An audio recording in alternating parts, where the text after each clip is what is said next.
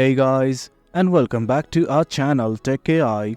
In this tutorial, we're gonna look at how to insert images in prompts in Wombo Dream. Now let us begin. Do note that I've already logged in. In case you have not to it right now, it's quite easy. Now let's simply look at how to insert images in Wombo Dream prompt.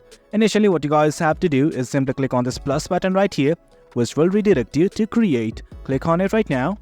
Now from here, you can see the create artwork page. There is text, image and avatar. Right now, to simply insert an image in our prompt, what you guys have to do is simply click on image right now. And guys, from here, as you can see, there are images that are already available. But do note that you can also add your custom image using camera or simply selecting an image from gallery. Choose whatever option you wish. I'm gonna select an image right now. Well guys, as you can see, I have selected an image.